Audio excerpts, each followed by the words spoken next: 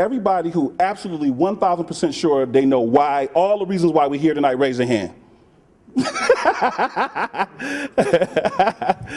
I asked that question exactly for that reason, you know what I'm saying? I've talked to everybody here one-on-one, you know what I'm saying, but now we're here, you know, essentially as a group. So tonight's is a beginning of something that hopefully we can build on. When the new school board was elected, they made a commitment to work collaboratively and partner with parents. As the president of the DPCC, I've been experiencing that all summer. They've been, you know, very inclusive in terms of getting feedback, talking about ideas, listening for ideas.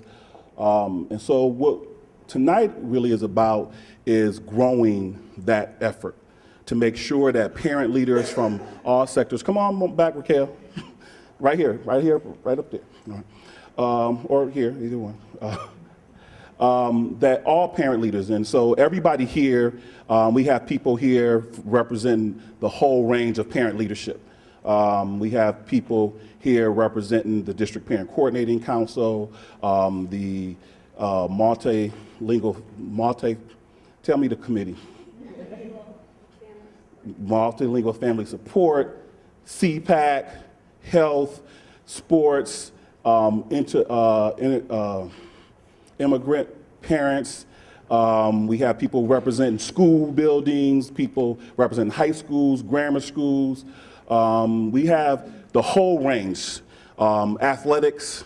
We have people, and people were selected here to represent it. You were selected here today just to make sure that we had people who were already out here fighting for the issues in this conversation, because our ultimate goal is to bring everybody into the conversation. But we want to do that in a way that works. We don't want to bring a bunch of people in the room and just be making a bunch of noise and don't make no progress. We want to get the people who are out here organizing, making efforts, work with you to talk about how we collectively come together and as a school district actually partner to achieve the goals of the Buffalo Board of Education. I'm joined here tonight by the president of the Buffalo Public School Board, who has agreed to partner with us. We'll introduce him a little bit later, but just so he can hear who you are, let's start off by getting an introduction for who you are and what school or organization that you represent. And so we're gonna give you the mic, and you don't know the reason why we have the mic, you know what I'm saying, but just speak into the mic and pass it as you go. Okay, my name is Raquel Baker. I'm the PTO president at Buffalo Public School number 17. That's right here on the side of the top. Hi, my name is Sandra McAdory. I'm the PTO president and the parent facilitator for Middle Early College High School in Buffalo. My name is Larry Scott. I am a co-chair of the Buffalo Parent Teacher Organization, and my son just started pre-K at School 81. I'm Dr. Wendy Mistretta. I was involved for years while my kids were International School 45. Now they're both at City Honors, but I stay involved with our multilingual family population. Hi, I'm Angelica Rivera. I got 2 twin boys in kindergarten at School 54, obviously proud parent, and I'm the education chair over at Citizen Action of Western New York. Good evening, I'm Danielle Crapsey. I am a parent of 2 students at Olmsted 64, 2 at City Honors, and I am on Pittsco at City Honors on the foundation, and I'm also representative at DPCC. Hi, I'm John Kelly. I'm the athletic director at Health Sciences Charter School, and I am a proud alumni of a Buffalo Public School, Emerson Vocational High School. Hi, my name is Bonnie Resch. I'm an attendance mentor volunteer at School 40. It's the alternative school for adolescents, and my role is to help the students through their stress of being adolescents and to help the parents through their stress of having adolescents. Hi, I'm Kim Hernandez. I have a child at Hutch Tech. I have one at West Hurdle and one at Westminster Charter School. I am a CPAC member. I am DPCC treasurer and a parent member for special ed. Hi, I'm Mary Duggan. I am also on DPCC. I'm the parliamentarian. I was elected this year. I'm also the parent facilitator at South Park High School, and I'm on their Health and Wellness Committee. I'm also a district rep for CPAC for the South District. There's a lot more hats. I'm also a product of Buffalo Public Schools. I'm a graduate of South Park High School. My daughter is now in the 100th graduating class of South Park High School, and as of this morning, she's been accepted to Villa Maria College. My name is Michael Quinney. I'm president of the East High Alumni Association. I've been volunteering as a mentor in the Buffalo Public School System since the late 90s. I also have 2 sons that are in the Buffalo Public Educational System. I don't have to stand. My name is Twala Jipley. I am a minister within the African community. I've had opportunities to go to the schools like Riverside, East High, 3, 6, 197, 18, in the era of conflict resolution or just to support the students, sometimes to just escort a parent or just to go and support the child because the parent cannot attend. I have been in Buffalo, back here in Buffalo, since 2009, doing mission work and finding myself at the schools a lot of times.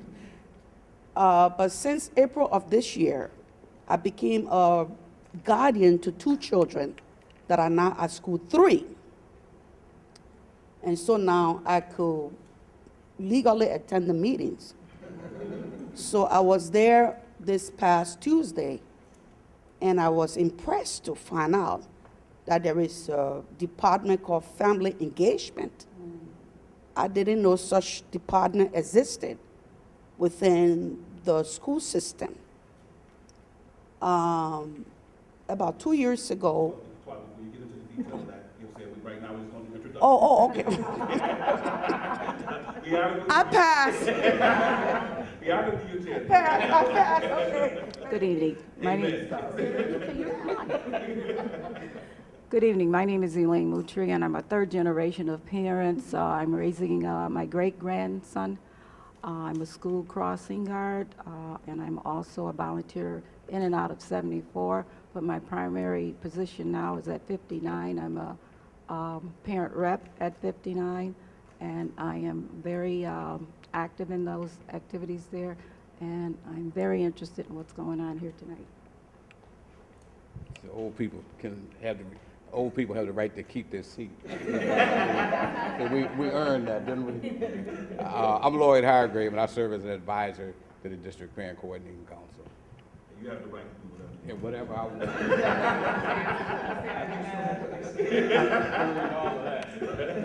I haven't earned much yet, so, and I'm not old enough, I don't think, to keep my seat, but my name is Franklin Redd. I'm a proud alumni of Hutch Tech High School. I'm an avid supporter of public education. I'm a district parent by way of my 2 sons that are in the district, and we homeschool it in our family. And we see ourselves as a part of the community, and I'm just happy to be here tonight. Good evening, I'm Jessica Barr-Walker. I am a parent of 2 children at International School 45. I'm the 2nd Vice President of the DPCC. I'm also the Chairperson of the Health Committee and the Parent Involvement Policy Committee. Good evening, Brian McIntyre, First Vice President of DPCC and Chairperson of Special Education Parent Advisory Committee. I have children at Health Science Charter, Olmsted, and Performing Arts. Thank you. Wow, y'all see how quick Mac got off? Wait, don't say that, right? All right. And so let me introduce also part of what we want to, anything that we're going to ultimately do here tonight. One of the district staff person who really is partnering with us to kind of make the things happen in a way. And we're real fortunate in that we have somebody with his skill set and qualifications. And so let me introduce Mr. Heath Frisch, who is the district administrator that's responsible for parent and family engagement. Let him talk to you about who he is and what he does. I don't know if I'm young or old, but I'll stand. As it does hurt, however. As Mr. Radford mentioned, I will get to know you very well over tonight and as we move into the future, but I am the director of parent engagement for the district, parent and family engagement. I took this role about 19 months ago, former teacher at East High School. Very excited to see some of the growth that we've had over the last year and a half. I am expecting exponential growth over the next year, and I'm very excited to be here tonight. I'm very thrilled that Mr. Sampson and Mr. Radford were able to put this together. I'm here at the disposal of everyone in this room, as well as every single parent we have in the district. So we'll make sure that we get the word out that we do exist. And again, we're here to support and empower folks as best as we can. And so ultimately, tonight is possible because we have a board president who wants to listen to parents. And so that's the beginning part of, being able to successfully partner, is you have to have somebody who wants to partner with you.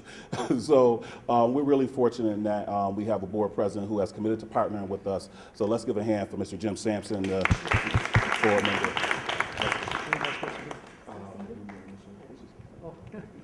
I want to thank Sam and all the parents for putting this event together and inviting me to come and to listen and to hear and to share some of my thinking, but mostly to listen to you folks. I've known Sam for a while, and he and a couple other people in this room are one of the primary reasons I decided to run for the school board. I think it was close to 2 years ago now. There was a meeting right down the street at Gateway's Family Resource Center, and we talked about running for the school board. A couple reasons. One is, I think the most important reason to be involved in this is we have 32,000 kids who go to school, traditional Buffalo public schools, another 8,000 or 9,000 that go to charter schools. So this district is supporting close to 40,000 kids every day in a school in this city. And when you look at the performance of many of our schools, they don't meet the kind of performance or levels of excellence that many of us would want for our kids. So, I think, and I say this in a way that is meant to connect one of the reasons we do this, and that is, I think there's a real social justice issue when it comes to providing high-quality education for kids. You can call it many, many different things, but it is the one gift that we give our children that no one can ever take away. It's also the one gift in our society we can give our children that makes sure that they can enter adulthood, be productive, be contributing, be good parents if they so choose, and be able to contribute to our community. When we don't do that, it's unfair to them, it's unfair to the family, and it's really, in the long run, very detrimental to the community. So the second reason I think we ought to be engaged in this activity from a school board perspective in a community is that if we want this community to thrive, and if you love this community, we have to make sure that we have sound, effective, accountable educational systems. And I would suggest that this is not the time to be patient. I think one of the it rings hollow when you look at parents and say, just be patient, give us a couple more years. They don't have that. They don't have a couple more years. When they see their kids in a school that's not performing, and they know that, they can't go home and say, well, I feel really good today because Mr. Sampson said, or the president of the school board said, just be a little bit more patient. There's a sense of urgency here that we have to grasp, we have to pay attention to, and that we have to continue to share that urgency. I think it's been a while since my kids were in school, longer than I'll ever admit. But I can remember being a parent, and they went to city schools in Milwaukee and then suburban schools outside of Milwaukee, but spending a lot of time with teachers and administrators, subtly demanding that they be better at what they do. And I think that the key stakeholder in all of what we do as a Buffalo Public Schools is the parent. is the parent of the kids. Now, the kids are the beneficiary of what we do, but the real stakeholder is the parent of that child. I have never met a parent who would say, I don't care what kind of education my kid gets. Whatever walk of life parents come from, they want, and whatever their background is and whatever their status is, they want their children to have a high quality, good education.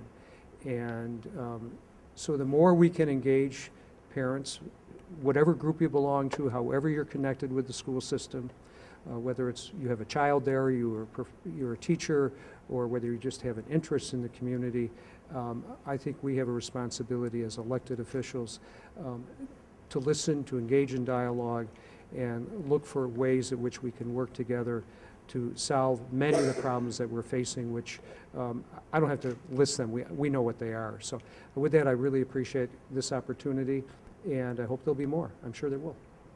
All right, good deal. All right. So now I'm gonna sit down. So first of all, let me kind of say what this is not, just so we're all on the same page. Not that I'm concerned about it, because you were all invited here, specifically, but this is not a complaint session.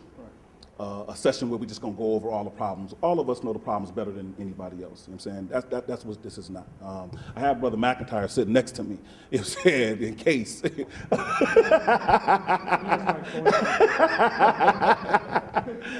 Sister Sabir, come on over here. Right here. All right. But what this really is an opportunity to really come up with a new way of working. And the way I kind of want to frame it is as if we were talking about, all of us was talking about our own home. This is our house or our school district. So we're not talking to somebody else who has responsibility and we don't. We're talking about what we can do. You know what I'm saying? And we want to talk in a way that we're also listening. We really want to listen to each other. We really, believe that this can be figured out. We don't have no challenge that human beings didn't create. Every challenge that we got, human beings created. And so we as human beings can figure our way out of it if we agree to respect each other, listen to each other, and just kind of work through the process. And so what we want to do tonight is make sure we take advantage of all the assets and all the experience of the people in the room to really move us forward as a district. So the way we want to start off is really talking about some of the things that are working. I mean, just as parents that's in the building, that's seeing things that are working, and things that we need to be aware of that maybe everybody's not aware of, or key things you think that we need to make sure that the board president is aware of, that these are things that we need to do more of, or maybe we need to see some supports in place to enhance them, because these are the things that we're doing right as a district, and we just want to be aware of that starting out. I'm going to go to two people initially, just because I know some of the things that are going on with them. I'm going to go to Danielle first to talk about some of the things that's going on at Olmsted, and then I'm going to go to Raquel. I was with her yesterday with School 17, but other people, please feel free to share if you got other things that you see as good going on, and we'll take it from there. Well, I think I'll speak more to City Honors, just because I am more involved there than I am at Olmsted. I don't know why, just am.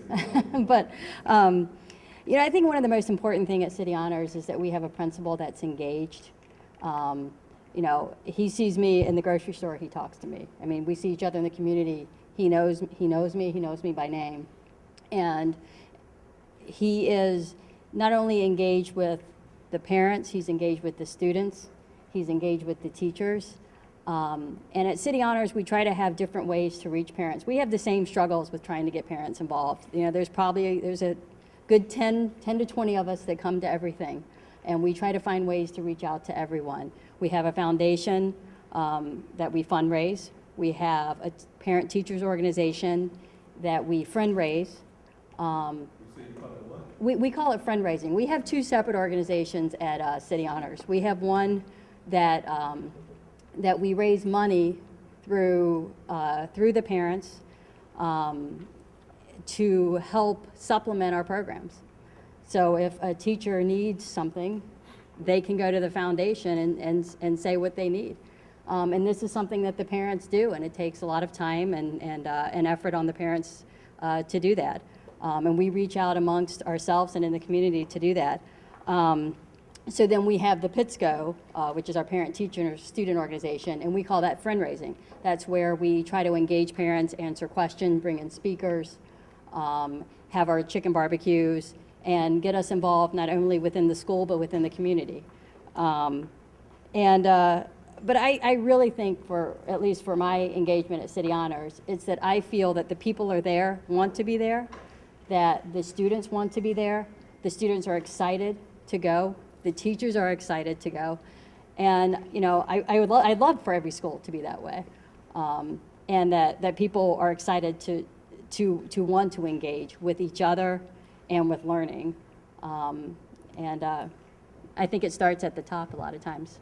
So just to kind of like summarize, I mean, the main thing is you saying a parent, a building leader that really, you know, sets the tone for everybody else, as well as, you know, in terms of a model, what I hear you saying is that having a model where the children are excited about it, the school, and the parents are excited about the school. And so we can come up with a way to get parents excited about all the schools that their child go to. The principal is excited about it. That really is something that works in the district, what I hear you saying.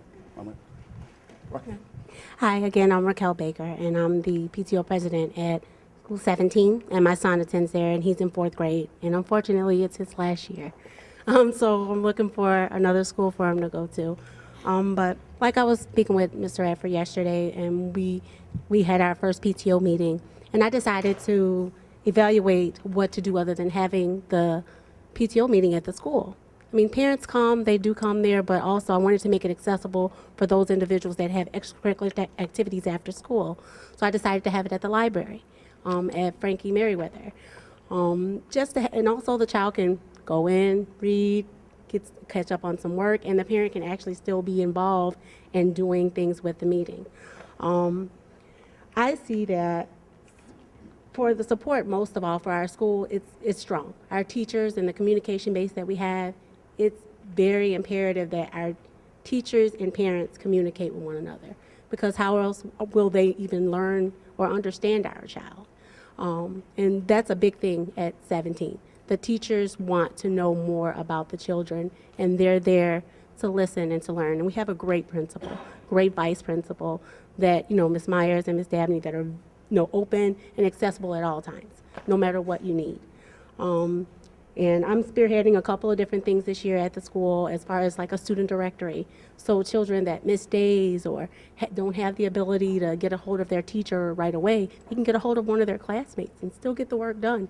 May not be everything, but they won't be missing a beat when they come back to class. So, you know, I want to have those open and accessible things to them and for them. Another thing is I have make a hard donation or volunteer. Basically, it doesn't a lot of people think that you need to be able to do this or have a title to do something, and some parents don't know where to fit in. You fit in because your children fit in, just as fine. And I have a great quote that I like using on everything. It's volunteer, do not necessarily have the time, they have the heart. Oh, wow, that's excellent. Good deal. Let's give a hand for both of them. So again, it sounds like a theme here is the work that's going on with the principal, the vice principal, and as well as just the parents who are reaching out and figuring out ways to get other parents involved. So lastly, let me bring Jessica, who's doing some things at School 45. And then is there anybody else who wanted to make a comment? We'll have a comment here with Angelica, and then we'll move to the next subject. You want me to speak specifically to what we're doing at 45? Okay, and Dr. Mastretta did a lot of this base building before my children attended there. But I think similar to what our other parents have shared here, that it really it happens on all levels, that having strong administrative support, and we have really strong partnerships with our teachers as well, and a very strong support network amongst our families, and really look at having an asset orientation. So what Raquel said was very much in line with what we feel has been successful at our school, and that people can contribute in a lot of different ways. And so this year especially, we have kind of a whole framework that we're rolling out based on parents having assets, similar to what DPCC has outlined a concept for with us asset mapping our school and our classrooms. But we're working with our teachers very strategically. On the first day of when the faculty came in, we actually rolled that out and had the teachers work with us. The building principal actually brought me in to help facilitate that. And so it's really seeing parents as full partners. We really have a great administrator now that it's not, involving parents on the side. It's really saying the parents are our full partners. They're sitting around the table with us. They have expertise that's just as valuable as what teachers and administrators have. And so let's capitalize on that. And I think that that's a culture shift in a lot of ways. And when you see the turnout that we have at a PTO night, it's pretty incredible to see the amount of families that come in and feel welcomed. And I think the next phase for us to get to, and it's been a little bit challenging with the district infrastructure, but I think things are moving in the right direction, is to really help parents to tap into their assets, to look for opportunities that people can be involved in different ways, because there can't be a one-size-fits-all approach. And so to really come up with ideas and strategies and have a framework for people to be involved. It might be coming into the school. There's a lot of things that people can do in the community and outside the building. I know for our multilingual population, I'm sure that Dr. Mistretta and others will talk about that as well. Those parents, there's a way that they can connect to other parents from the same language and culture group that nobody else can, and I think that's a huge underutilized asset. What happened at School 45? Oh, yes, and so, yeah, this is really good news, too. We've been a priority school for a very long time, and now we're a school in good standing, and I think with all the challenges that we have, that shows that the partnerships that we have and the ways that we embrace our students and build on our assets really does make a difference. Thanks. So, it seems like a theme is starting to establish here. When we find strong administrators and active parents, we kind of find a good environment. So we'll wrap this section up with Angelica. Okay. So I just wanted to speak on a couple of things that I've seen as a parent and as a parent leader, I guess. As a parent at School 54, I have 2 little boys into kindergarten, and that's a big transition going to school. And that's an early childhood center. And a lot of the parents are grandparents and are young parents as myself. So it's kind of a shock for us for our kids to be going to school. And some of the events that they had that were amazing was they had a back to school picnic. And I remember last year for pre-K, they had us, the first day of school was more of like an orientation.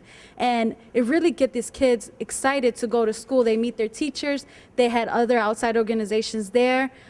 They even got some books and school supplies. And I remember the thing that really hit home to me is that a couple of my kids' classmates were using the book bags that they got from that event.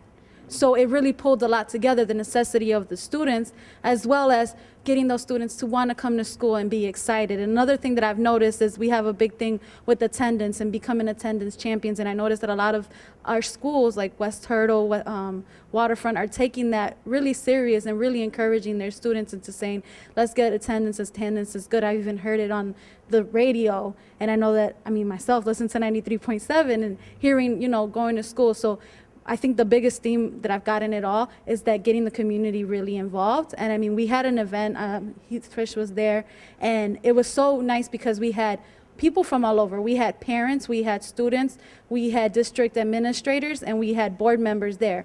And I remember challenging some of the board members to attend. And it was nice to see that some came and that the district showed. And so to me as a parent, it's important that we get this group like today, that we have everybody together and be able to make you guys accessible so that we can partner up with you and work with you, because as parents, we, like you said, we want the best for our children and we want to work with you. So, yeah. And so what we'll do is give you a chance if you want to. So the important, first of all, let me do this. For those who don't know, we have been joined by Ms. Sharon Cottman. She's the Ferry District Council board member. So let's give a hand for Ms. Cottman, who's in the, and other people who have come in since we've started. We have Janique Curry, former school board member, who was a parent at School 69. Where you at now? Okay, got you. Okay, got you. But you are the liaison for the governor still. No. Oh, so, oh, that's right. I'm thinking. Legislative chair for DPCC. I know that for sure. And we also have the secretary for DPCC, Ms. Sabir Muhammad, Okay, I guess the most important thing is that it's not all bad news. I mean, there's a lot of good things going on, and that's really what we want to build on. So, any comments based on what you've heard? Sure.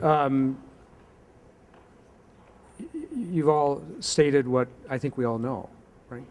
That if you have strong principals, I don't mean someone who runs up and down the hall issuing orders, but understands instruction, understands the kids, knows the families, and are able to engage their teachers as colleagues and helping them around instruction. And then you have a really engaged group of parents. I think you're going to find schools that perform well. And I was very gratified to see that School 45 International School came off the list, in part because it's right actually behind where I live. And I would go over there and people would say, you know, we'll always be underperforming because of the challenges that we have. Well, yeah, we have those challenges, but that school is now a school in good standing. And it didn't happen without a lot of hard work, a lot of commitment on the part of parents, commitment on the part of the staff and faculty and teachers, and on the administrators and the leaders of that school. So, you know, there is a formula there. Another school that has done incredibly well in the most recent test scores is Grabbyars up on Military Road. Those are Buffalo kids in that school. You know, it's not what people would think is, you know, a very select group of kids. These are Buffalo kids. And they had a 15% increase in their test scores. And if you walk into that school, you figure it out. You have a principal that's incredibly engaged.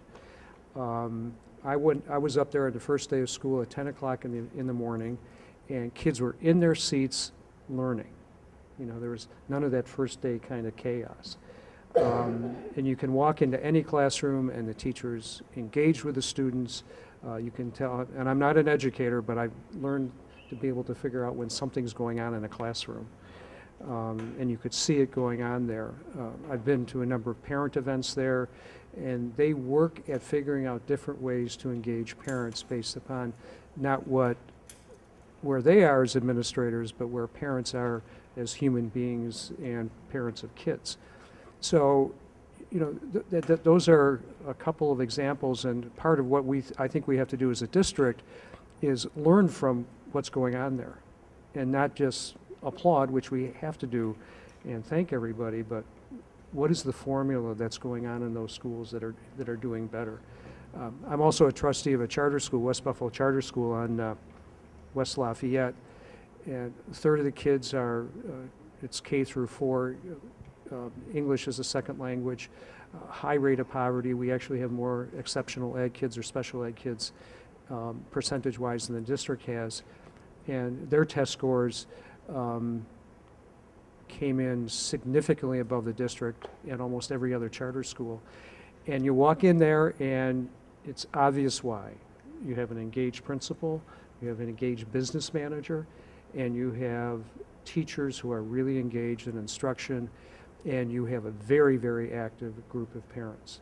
So the formula is there. We just have to work at, and sometimes I think we get in the way of that, you know, but we have to figure out how can we replicate that at every school in this district.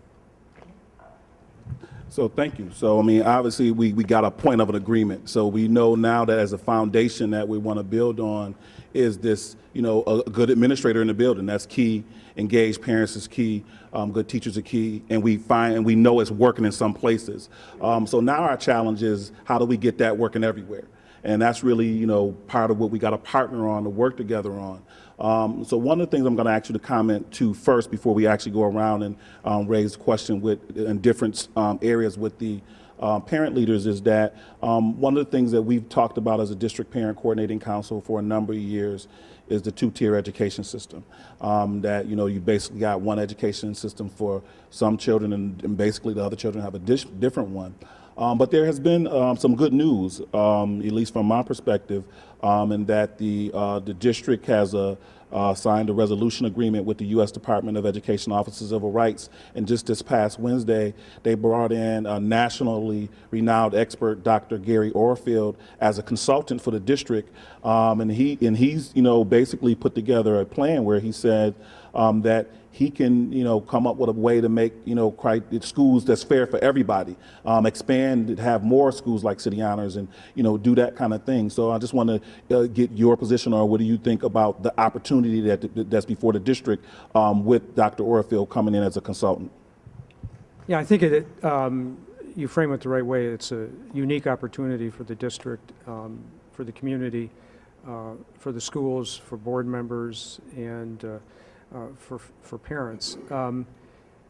Because I don't think anybody on the board is comfortable with the fact that we have what Sam calls a two-tiered system. I call a bifurcated kind of system, where we have some schools that are highlighted nationally as being models, other schools that are very, very good. Da Vinci is in my area, and I go over there. I don't call it a criterion school, but it is a high school that functions well. High graduation rate, high percentage of the kids go on to college and perform well.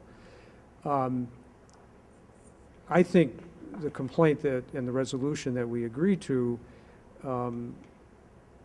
we do have, and the contract we agreed to last week or approved, we do have to make sure that whatever selection process that we use for the so-called criterion schools is fair and equitable to everyone.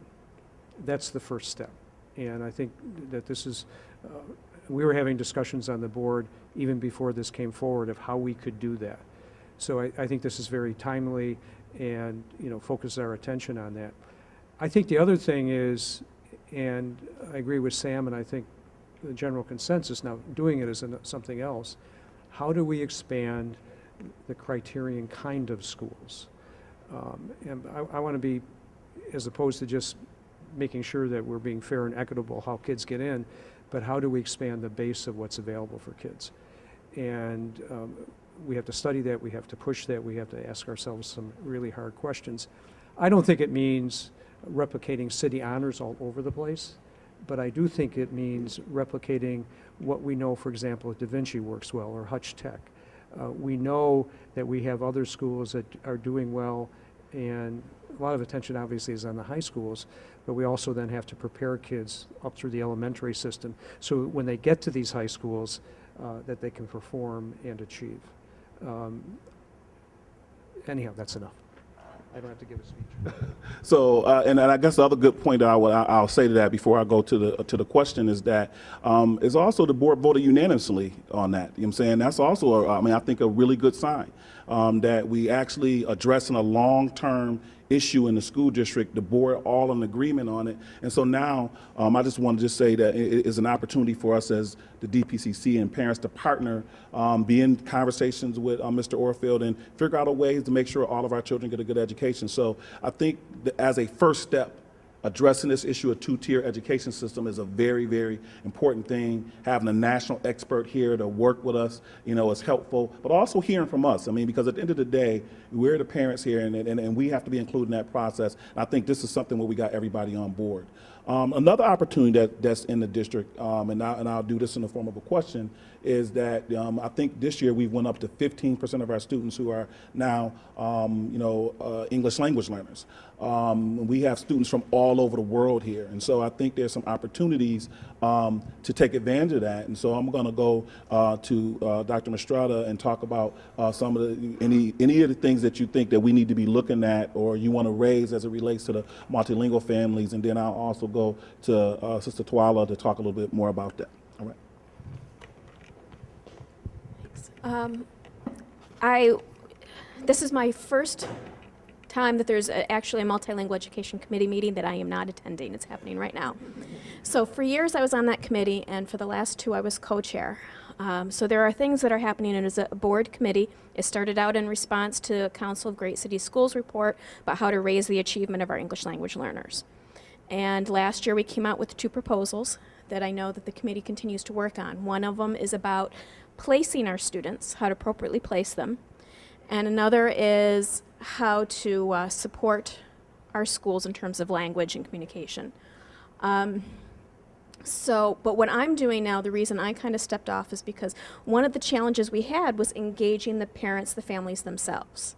So I know anyone who comes from a multilingual family knows that in addition to the language barrier, there are other communication and other cultural barriers that we need to face in order to get our parents able to speak for themselves instead of having too many people speaking for them. So that's one of the things we're working on now through the District Parent Coordinating Council, because MEAC is not a parent committee.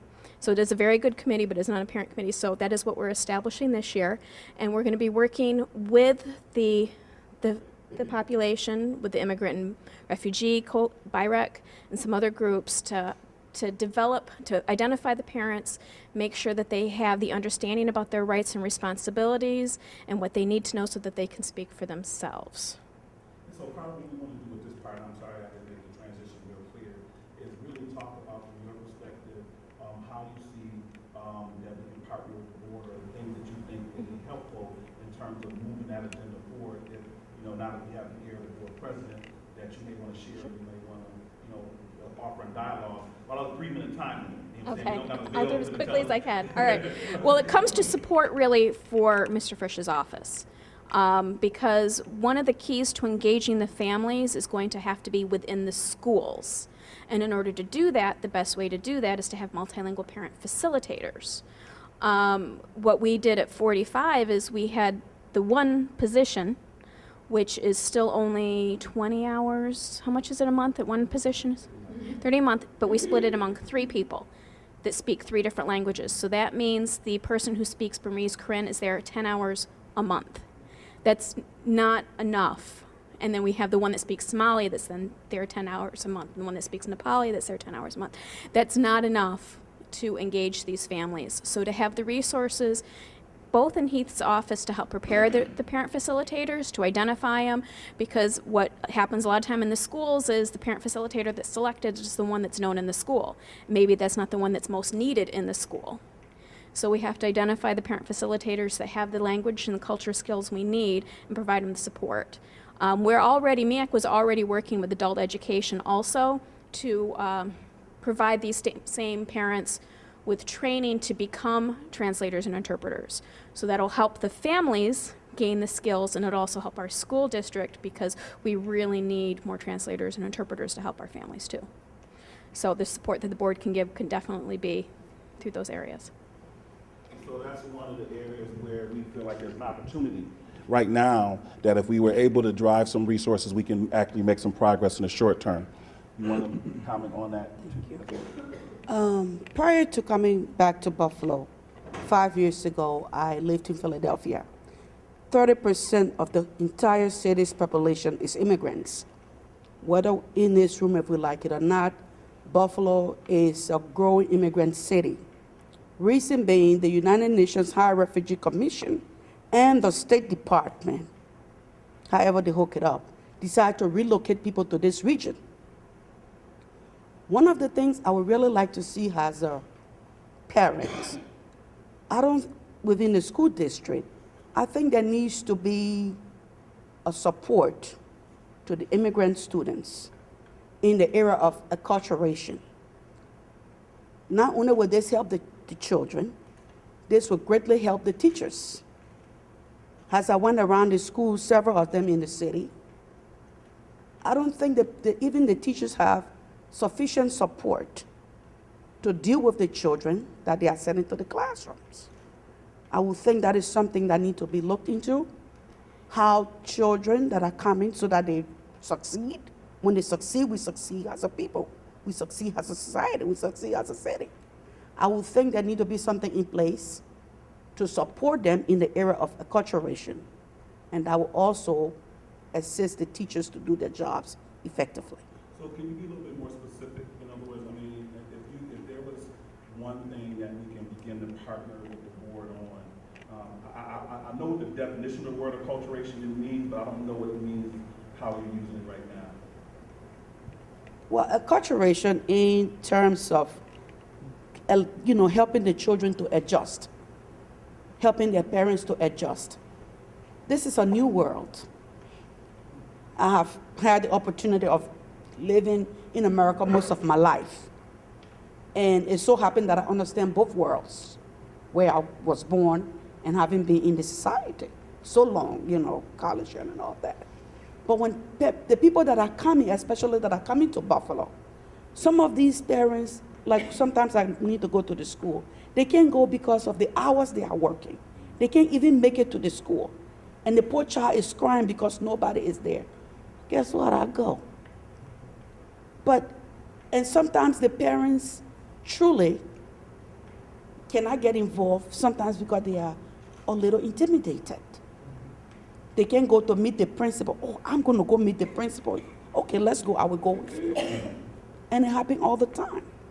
But I don't know which office. I don't know how many offices that are, you know, departments that are there within the school district. But I would think, you know, there need to be, you know, reach out. We need to reach out a little more.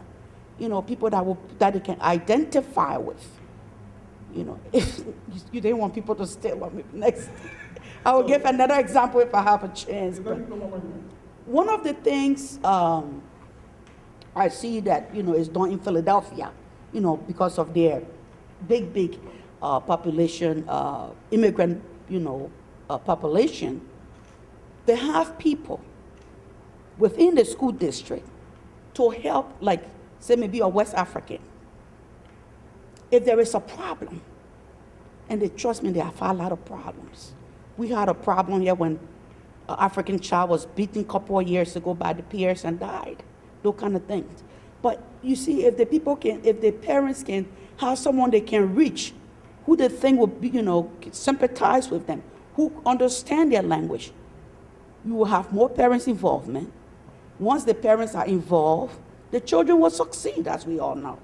So what I kind of hear you saying, and it kind of goes with what you're saying, is that if the district can designate, or even if the community can designate, almost like a liaison, that is a point person to deal with, you know, if an issue comes up within that immigrant community, that district is dealing with that, including that liaison in the process to make sure that the communication is clear, making sure everybody is understanding this kind of way. Absolutely.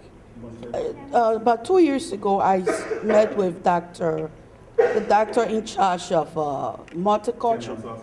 Yes. And I tried to talk about outreach from the board's perspective. She said, oh, we have people that are doing that. Great. But again, I still believe that the school district, knowing what is happening in Buffalo, knowing that more immigrants are coming to Buffalo, knowing that we have immigrants here, I would think it would be a great idea to have someone who serves as a liaison so that the children succeed.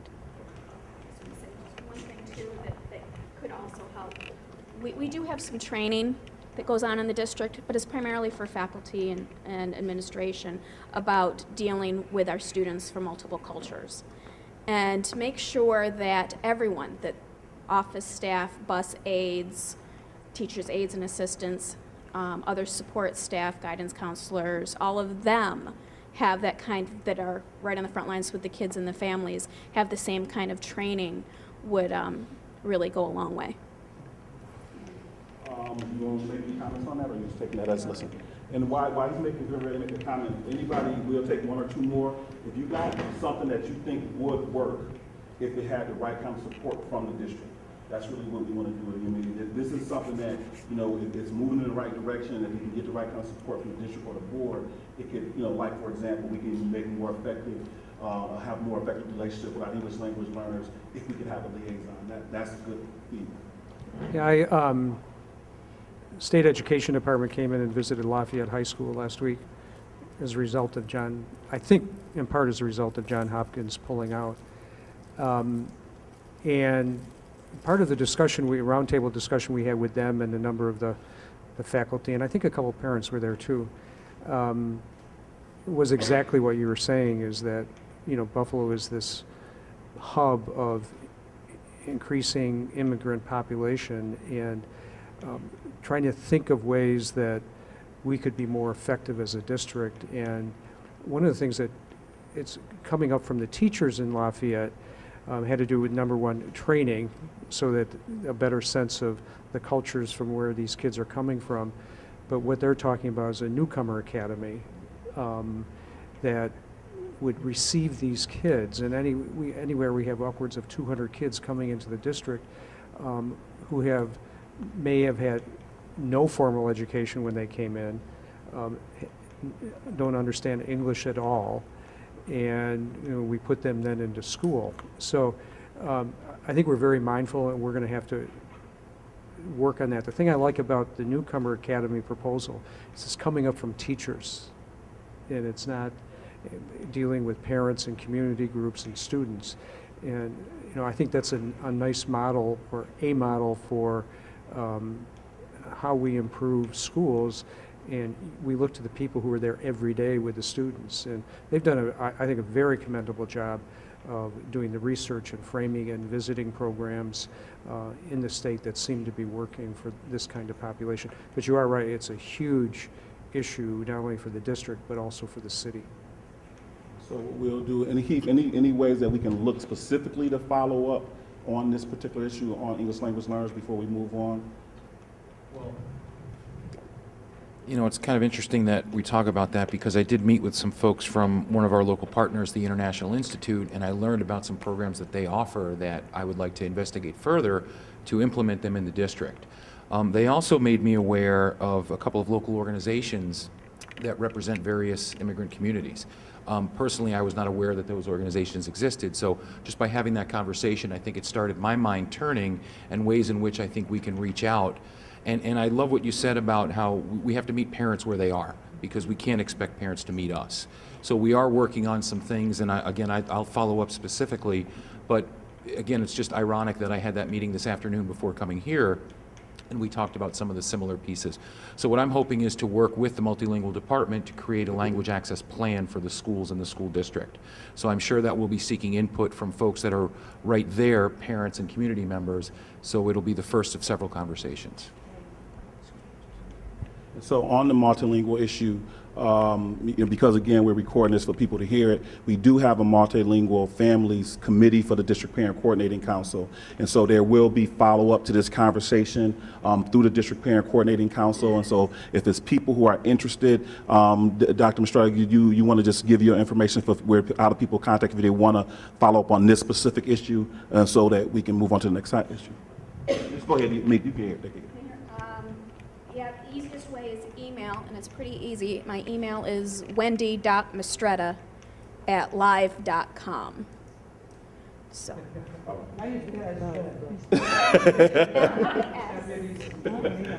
M-I-S-T, all right, Wendy, W, it ends with a Y, WENDY.MISTRETTA.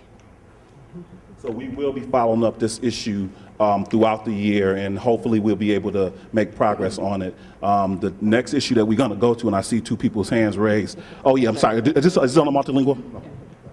Actually, I went to a meeting today as well, and Sue Van Treska, the health coordinator, was at that meeting, and I did hear something that was very encouraging, but this may be helpful as well.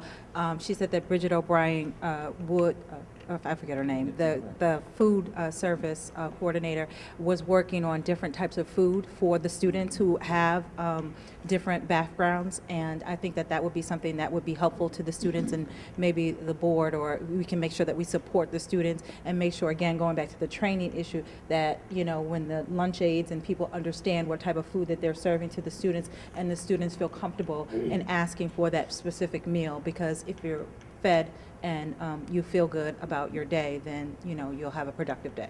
This is the food. Maybe some food you recognize. All right. So that'll be where we wrap up our conversation in terms of the English language learners.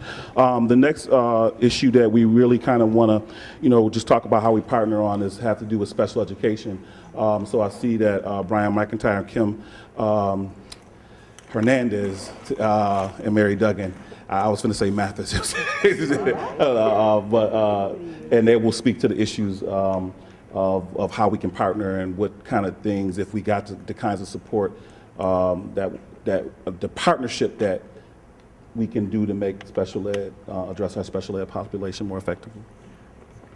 Years ago in Special Education Parent Advisory Committee, we were looking to get counselors and support out of one building and into the schools to deal with parents that may come to the schools. And so it morphed into what's called the student support team. So when you go to a school, even if your child does not have special education issues, if there's any issue, that student support team is there to help you understand and provide counseling and support to the parent as well as the child. And we're having a cross of a large immigrant population by default being classified as special education because of the barriers of the language.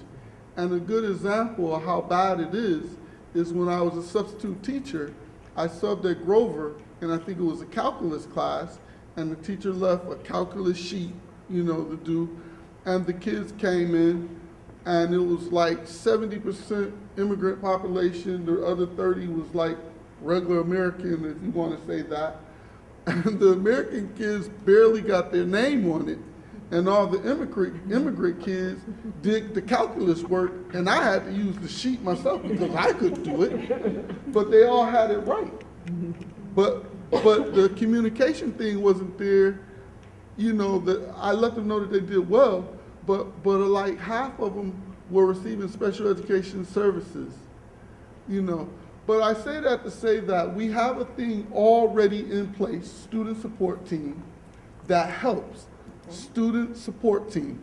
And when you come into any school building, the student support team list name, the group should be on the wall of who they are. Now, one of the major things, Mr. Sampson, I'm of the opinion that we need is the Office of Parent and Family Engagement. That's how I said Heath. And not because Heath is my friend, but it's so severely understaffed that it has such a tremendous impact. But because of willing parents to step up and to help, and especially when it comes to special education, we have the CPAP committee that meets monthly every second Tuesday, and you don't have to be a member to attend, and you come and get information so you can share with other parents, because a lot of us deal with being embarrassed that our child needs these services, and some kids are in there that don't need it, but it's because of a cultural breakdown. But I'm going to say that I've been in the district in special education for at least about 12 years because I have children with special needs. I'm going to tell you, we have one of the best special education support programs in the region. And I can't say the state, but it's so underutilized because people don't know about it and they don't reach out.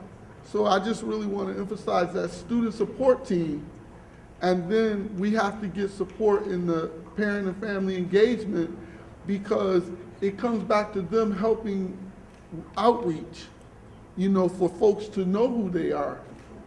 And that's what's going on with special ed. All right, so supports in the Parent and Family Engagement Office.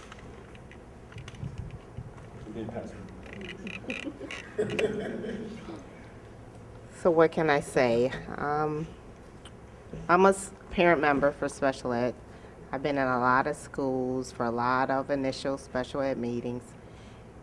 That newcomer academy sounds great because like Byron said, it's too many people in the special ed system that really don't need to be there. But there's a communication barrier. Parents don't speak English at all, so they rely on the kids. Kids are fooling around, not because they can't do it, because they don't do it because they don't have the parent support, because the parents are getting the communication from the kids. So if we had this newcomer academy, I think that's an excellent idea because they need to start somewhere to get them acclimated to our system here and so that we can also learn what their barriers are and how we can assist them academically so they don't have to be in a special ed. But one thing I think that could help also A lot of kids in special ed academically are way behind Common Core, and summer school does not fit their needs. So I wish that they could have extended learning for special ed. Anybody that, it doesn't even have to be special ed, but kids that are academically behind, we need a extended learning year, not a half a day, not when you go in to eat breakfast, learn something for an hour, go to lunch, and then you go home. I really don't think that's effective financially, but it's not effective academically. It's not closing the gap with Common Core either. So I feel that could help our special ed. Also, I work at Parent Network. I'm an outreach specialist there. We help empower parents with knowledge. We can teach them on the special ed system. We can teach them about bullying, behavioral issues. Everything that we do there is free. Parent Network of Western New York, 1000 Main Street. Come and see us. You had mentioned about the student support teams, and they are fantastic, and I believe we almost have them in every school, or do we have them now? There's only a few. Okay. That's great. We do need them in every school, but we also need to have them fully staffed in those schools. My high school that I represent has what they are calling a full team, but we're not. We lost a half a chair. We lost a half a person. And if you look at the stats, South Park High School, if you take in consideration all of the types of special education and needs, we have the highest percentage in the district, and we lost half a person. So now trying to get all of these IEPs completed, 3-year reevals completed, we don't have the staff to do it. And I'm seeing that personally because I'm at that school because my daughter's at that school. And we didn't have the funding. I was involved at the school level funding, and they based how we got our SST committee people based on the seats, all the seats, not the seats that have special education. That has to be factored in there somehow. If you have a large percentage of special needs children, that should take more of a priority to get that whole person. We were just making it with the 2 chairs that we had. Now we have 1 and a part-time chair that comes in to get everything done. So that's something that needs to be looked at. I realize it's a formula, but it's a formula that needs to be modified somehow way above my pay grade. But it needs to get it so that the number of chairs that are there so that the children can get the needs that they have met. So, thank you, Kim, Mary, Brian. So, President Sampson, the Special Education Advisory Committee, and we also, which is also a subcommittee within DPCC that reports on what's going on to the District Parent Coordinating Council. But that's how we follow up on the special education related issues. You want to share information about when Special Education Advisory Committee meets. So, if anybody that's watching want to follow up with that. Yes, we meet every second Tuesday. We have the next meeting in October will be at Parent Network, 1000 Main, and it will be an evening meeting at 6 o'clock. You know, so come on out, and the regular meetings, we rotate to various schools, but it's on the webpage and it's very easily to assess. But the second Tuesday in October, it will be at Parent Network, 1000 Main Street. And I just want to put this fact out there. A child with special needs, if the parent is aware of the supports that's there for the child, that child actually stands a better chance of graduating successfully if the parent understands what's there for them and how to access what's needed, and it also helps other children. Because we don't want our babies just isolated. When I was in school, special education was you watched TV and took a nap and got ushered to lunch and back to this single room. It's no longer like that. Okay, let me not digress. Only because we all the time, you know what I'm saying? So if we don't. All right. Yeah, I would just like to comment briefly that I think the special education issues or special education issues facing the district are one of the more important things that we're dealing with right now. Upwards of 20% of our kids are in special ed. And that's a huge responsibility for the community and for the district. The district did ask for an audit of our special ed function and department through the Council of Great City Schools. We have that report. I asked that it be put on the website. I don't know if it's there yet, but it's easily accessible, and I know I've shared it with as many people as I possibly could. It is a long, complex, very thick document that is mind-numbing, quite frankly. But it also identifies what we do well and those areas that need attention. I would like to, at some point in the very near future, have a special meeting. It doesn't necessarily have to be a board meeting, but a special meeting at which that report publicly is talked about in summary kind of form. And, you know, what is it that we have to do quickly and want to build capacity over time. So we have that there. We have to be careful that we don't let it gather dust. That's part of the board responsibility and administration, but also you folks. Don't let us do that. So, okay. So maybe that's an opportunity, much like the opportunity that's available through the resolution agreement through the Office of Civil Rights. In those meetings, maybe we can ask our Special Education Advisory Committee to partner with the district to just have a focus on just that document, have a meeting where we just focus on that, just that document. So maybe that's another one of the takeaways we'll take from here. We'll begin to facilitate the process.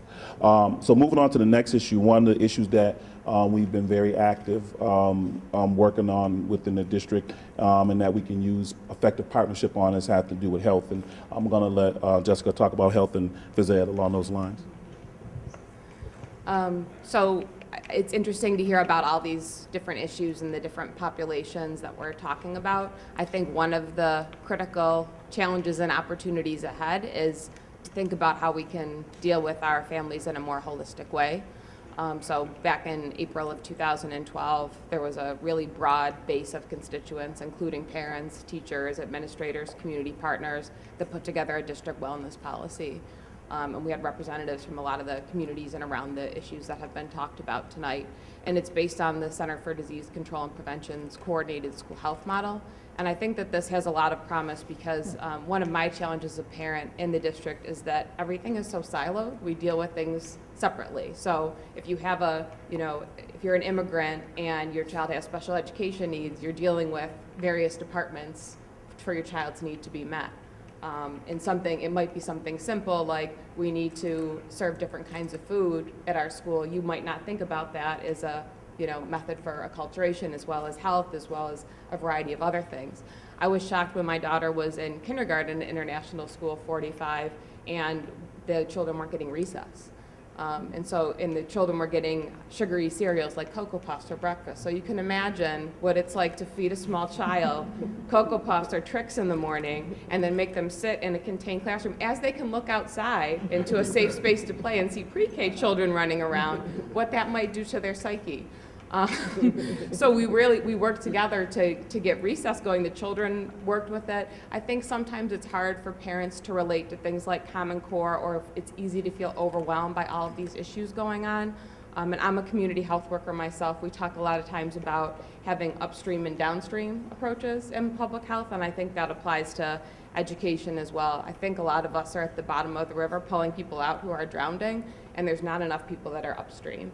And we need to figure out some approaches that deal with children holistically.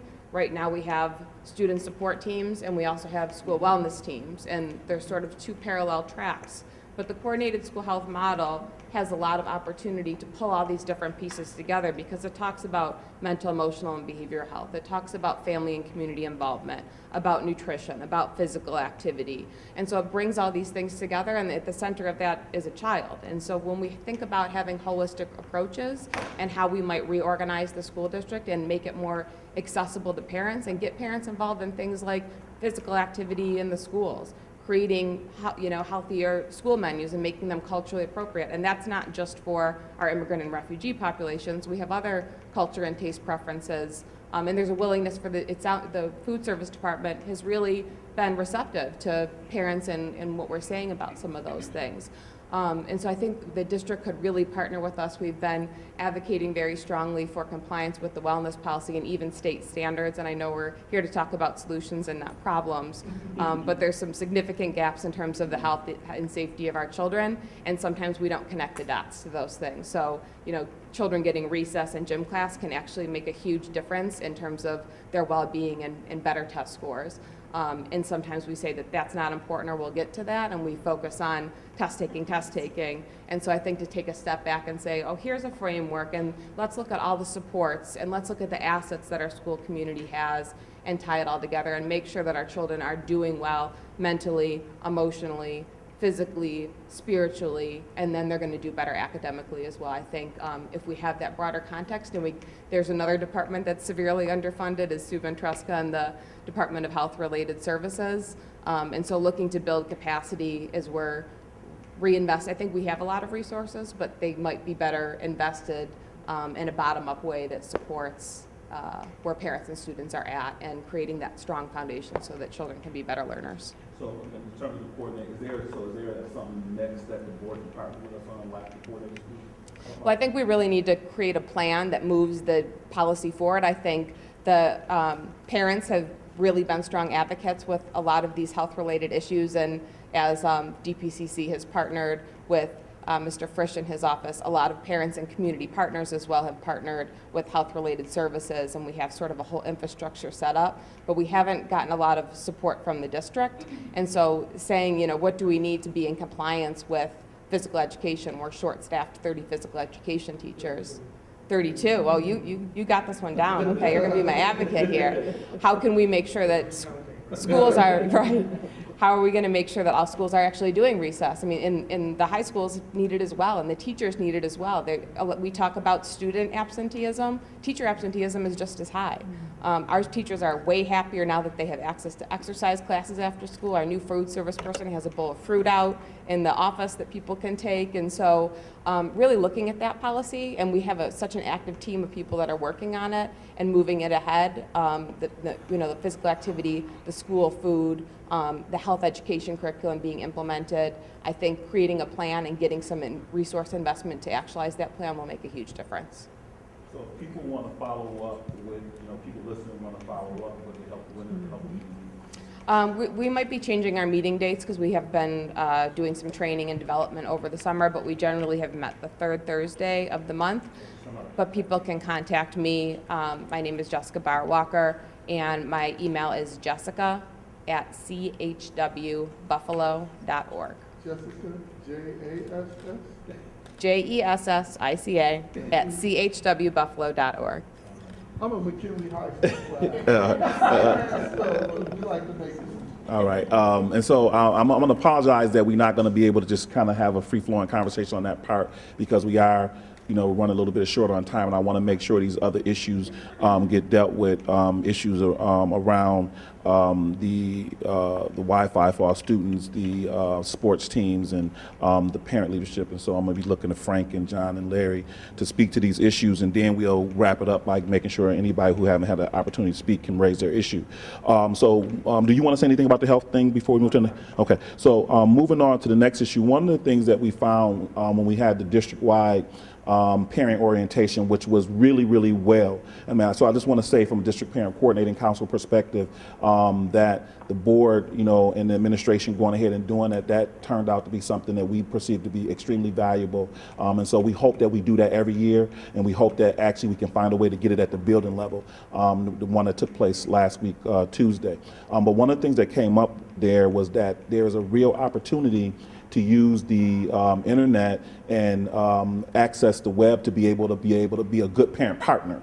So for example, one of the things that Bill Russo told us is that every textbook is online. So if your child forget their textbook, you can go online and get your textbook. He told us that, he explained that every homework assignment, all the curriculum, everything that we would need to know as a parent to effectively work with our children, it's online. He showed us how to go to the web to access it. But the issue is that only 5% of the Buffalo Public School parents are online. You know what I'm saying? So we have this wonderful resource that's the future, but we're not prepared to deal with it. So I'm going to let Frank Red speak to, what are the things we can maybe do to try to move into a place where we can be prepared for the future and have all of our children online. As a pastor, I spent some time in Philadelphia myself, and in Pennsylvania, the internet is actually used to deliver an entire curriculum so that if parents opted for a digital curriculum for their children, they could have that. So in Buffalo, our parent utilization at 5% in terms of interacting with the district, there is clearly a barrier in terms of the digital divide. And the district, I believe, has potential to bridge that, where in some communities you have a broader range of the Wi-Fi access, that bleeds into the community. Therefore, folks in the neighborhood around can piggyback that broadband access. I think the digital divide question where we dealt with the Apollo Communication Center and that agreement may provide room where the district with its capacities could, with DPCC, negotiate something that makes an internet access available. As a homeschooling parent, we require our children to use a digital curriculum that's self-paced. But we also look at our city as a campus. So, when we look at the cultural arts capacity and resources of our city and our region, things like Albright Knox Art Gallery, Birchfield Penny, the zoo, Science Museum, our central library system. Our library system is a phenomenal thing. For any child in the district to be able to gain access to the internet through a computer that's available to them, having access to a digital curriculum becomes a very empowering thing. So there needs to be, in my opinion, a way to leverage the district's, as everyone is saying, a holistic relationship with the household and the parents. It's quite a holistic thing for the region to be tied together through this common blanket of connection that Wi-Fi represents.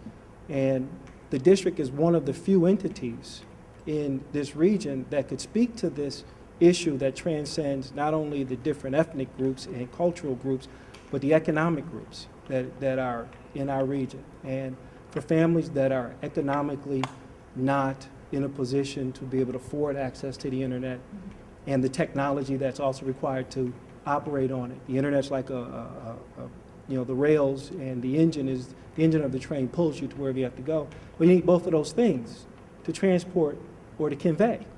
And so if the district had a posture that set the example of the holistic connection, where we look at the city as a campus, we should look at the district as a clearinghouse. So the district has the capacity through its multitude of facilities that are spread around our city, that if the district simply decided to put a broader capacity to transmit its broadband to the community, that right there opens up access to Wi-Fi, that opens up access to information, and that creates greater opportunity for our students in the district. And I believe the cultural synergy that the district creates brings all students, and again, a homeschooling parent, I'm a district parent. So really the way the district culturally connects with the 32,000 brick and mortar students and the 8,000 to 9,000 charter school students, well, there's 1,250 homeschool students. So each school is a learning center. If somehow we could begin to connect these different students, as a group, we'll be better off in the future when the resources of these different groups are brought to the marketplace and we can work together with a common cause and a common orientation. So I think there's capacity in the district based on that attitude. Let me just make one other point, right? Okay. So if as a way to follow up on that, I know that one of the things that Bill Russo talked about is that in Chicago they have worked out between the school district and the cable company for parents, low-income parents to be able to get free or low-income Wi-Fi through a partnership with the school district. But what we would like to do is put together a committee of people and work with the board to come up with a team that approaches Time Warner Cable, approaches the city, the municipality, and just kind of all agree that, at the end of the school year, we're going to try to figure out a way to make sure that all these resources that are available online that the district is ready for, we can get them delivered to parents, and we can just kind of overcome all those barriers. Oh, okay. Both of y'all comment. You want to go? Yeah, I think that's an incredibly good idea. I don't know if we'll be able, excuse me, pull it off, but we're going to start working on. I think our IT staff actually is very good in the district, and they're looking for ways to practice their innovative thinking. And I know I'm very concerned about the lack of access to the parent portal. And part of that is a limitation because parents don't have access to internet or either access or the technology to do it or the hardware. But there's also, we're not very good on the mobile apps and using mobile apps either through phones or tablets to help parents and kids get access through apps. So, I think there's a lot of area that we can explore with this, and thanks for bringing it to our attention.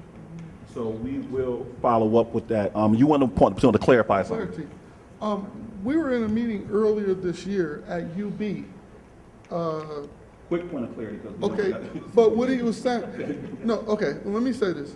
This meeting I was in with UB and some other colleges, they are willing to give thousands of good computers, to folks that ask for them. So you're saying that the district could possibly have an internet service that folks could tap, that parents could tap into that don't have internet service? You said what? Those are details we'll work out in that committee context. Right now, what we want to do right now is get agreement for partnership. You know what I'm saying? So we got that agreement. Yeah, that's a great agreement. I guess the thing that I wanted to say, it's wonderful that the district has the textbooks online, just using that as an example. If the children in our city could have access to the technology of a computer and the internet, their teachable moment might happen at 10 o'clock at night or at 5 o'clock in the morning. And if we can bridge that gap and make that available district-wide across all classifications of students, where at least it's an opt-in scenario, that opt-in scenario starts to create the holistic approach to celebrating education. If we simply celebrate education, then we start to pull all the good things from all these schools that are successful in their component parts, and we start to formulate a culture. And I think the district, the board of directors, the board can set that tone. So if people want to follow up, is there a way to contact you as a point person? We have a website that we maintain, Class Without Walls. That'll be a follow-up for me. Class Without Walls is a site that we use to help facilitate the joy of lifetime learning. So transitioning to the next issue, and we'll make these the last two issues that we're going to put together a follow-up on. One of the issues that came to us is that many years ago we had 6 teams, for example, football teams. A lot of them weren't active in the recent years. We went down to 9, and so we are concerned, and we want to put together a committee to begin to look at a more effective way to make sure we have competitive teams. And so, as opposed to having school teams intramural, you maintain that, but to have district like 4 or 5 teams throughout the district, and I'll come to you. And 4 or 5 teams throughout the district, but we also have about 8,000 to 9,000 charter school students who can't play football at all. You know what I'm saying? As an example. So John Kelly is going to speak to that issue as the director at Health Science Charter. Again, I'm the athletic director at Health Sciences Charter School.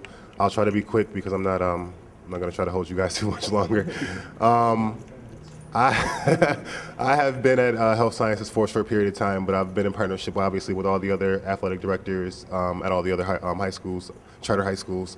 And an ongoing issue, it seems like, is we have a lot of kids. Obviously, charter schools have a lot of students throughout the district that come to our schools, and a lot of them are interested in playing football.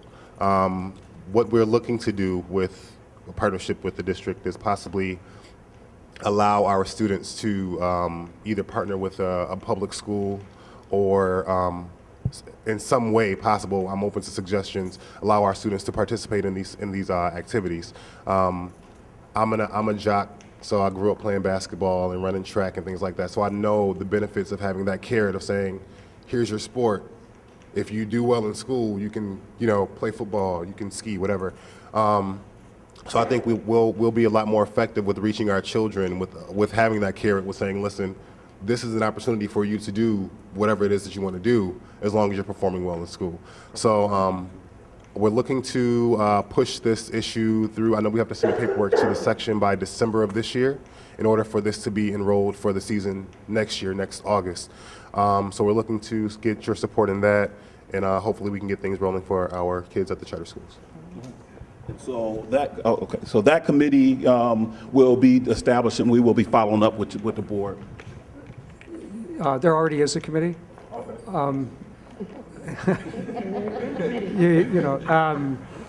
Larry Quinn, who's new to the board, former managing partner of the Buffalo Sabres, introduced a resolution, I can't remember when it was, and the board approved it unanimously, and he's setting up a committee of high-level professional athletes in Buffalo. Feel free to contact him, by the way. And they're going to look at a few things. One is how to consolidate the sports programs so that it's not diluted throughout the city, and he was talking about east, west, north, south, or whatever, something like that. Elevate the quality of coaching and support, but I've insisted, or I've asked, that charter schools be allowed to participate in those athletic programs. I mean, it's 9,000 kids, and they should have access to those activities. So everything you want, Larry's currently working on, but try to connect with him, and I'll give you his email while somebody else is talking.